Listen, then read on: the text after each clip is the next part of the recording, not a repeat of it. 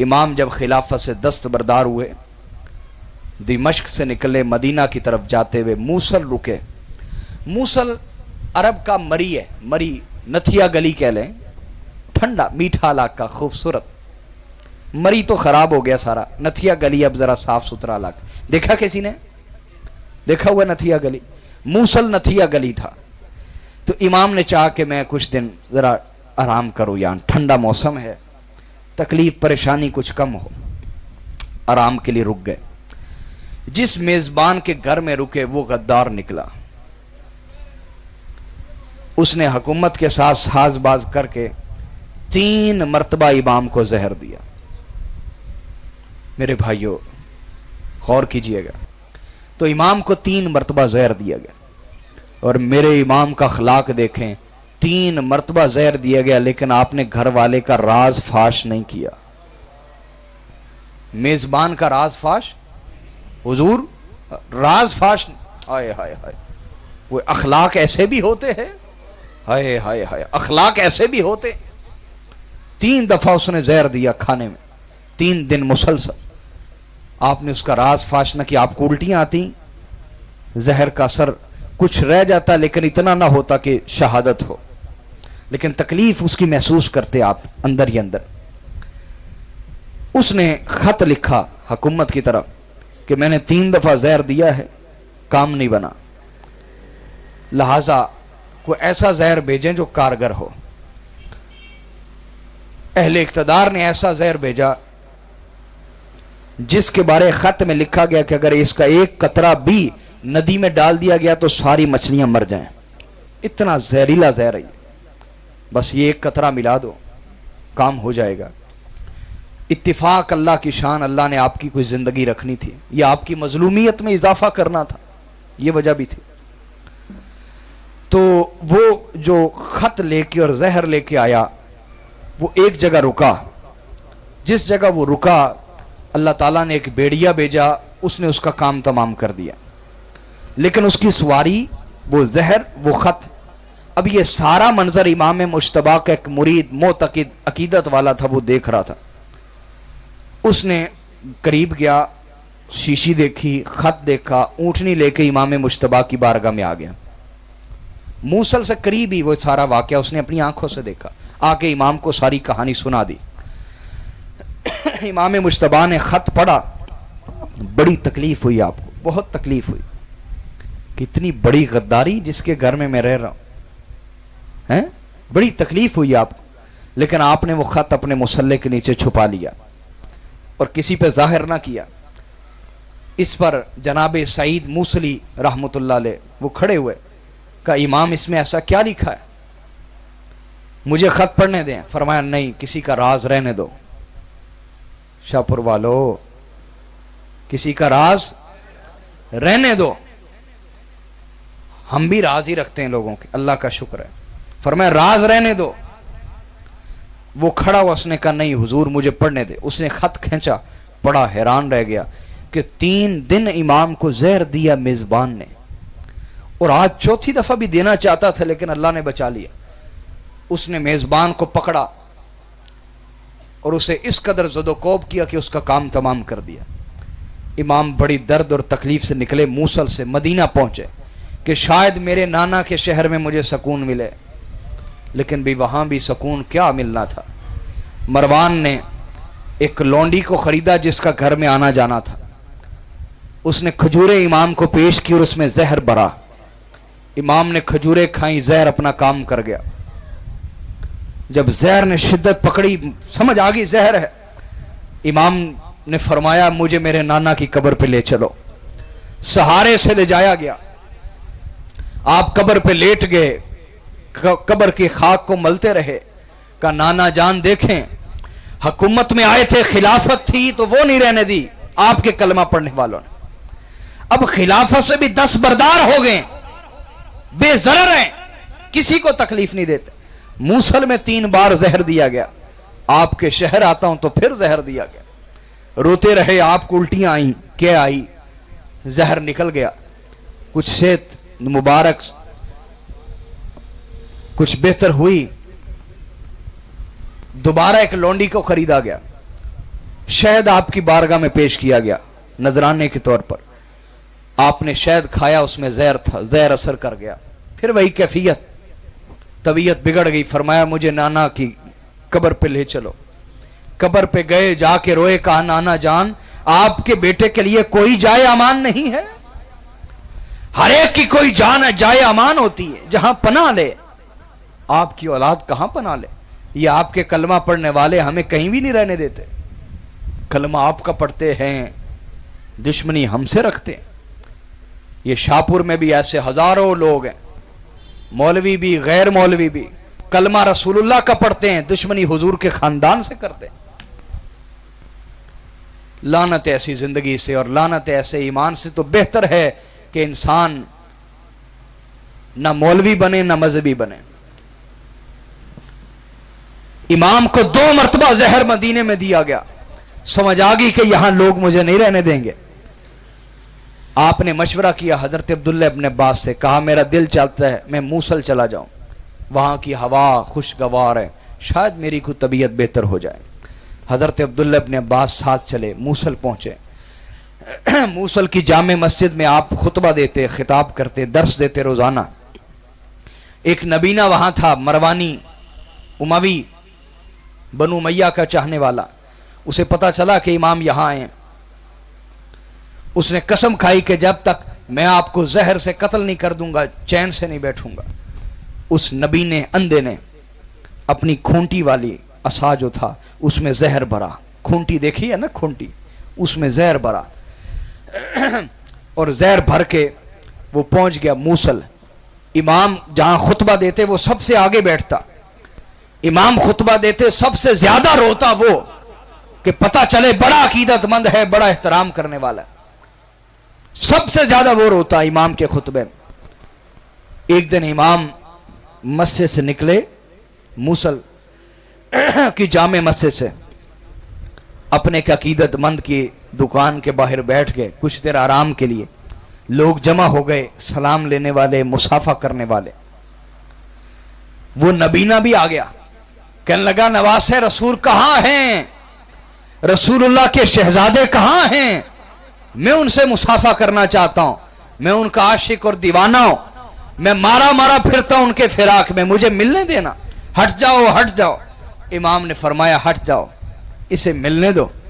इमाम उसके लिए खड़े हो गए, लेकिन किसी घटिया के लिए खड़ा होना भी खतरे से कम नहीं होता, इसलिए हर एक के लिए खड़ा भी नहीं होना चाहिए।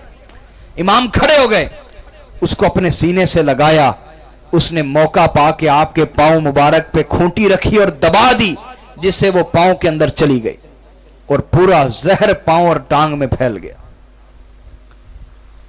उस नबीने को पकड़ लिया गया। इमाम ने फरमाया छोड़ दो, इसे कुछ ना कहो, ये दुनिया में भी अंधा है, आखिरत में भी अंधा होगा, छोड़ दो, इसे कुछ ना कहो, दफा करो।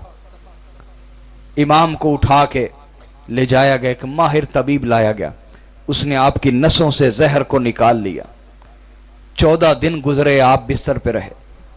सोचिए, रसूल तो कंधों पे बिठा बिठा के दिखाएं कि इनका रिश्ता याद रखना मेरे साथ क्या है, और कलमा पढ़ने वाले ये हाल करें। आज भी ये आपका शाहपुर भरा हुआ है उमवियों से, मरवानियों से और यजीदियों से। हां हुसैनी भी हैं, हां यहां हुसैनी भी हैं, क्योंकि हक और बातिल हर जगह होता है ना, हर जगह होता है। यहां बड़े बड़े सच्चे हुसैनी भी हैं अल्हम्दुलिल्लाह। तो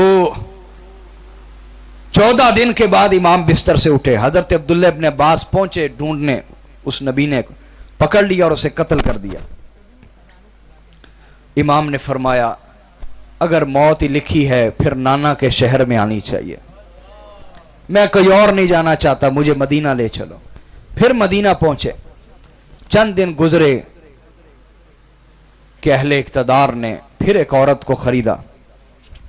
इमाम जिस सुराही में पानी पीते थे, सुराही, उसको रात को ढक दिया जाता था कपड़े से और मोहर लगा दी जाती कि अगर कोई खुदा न हास्ता खोल के कोई चीज डाले तो मोहर टूटी हो, पता चल जाए कि मोहर टूटी हुई है, किसी ने कोई चीज अंदर डाली है।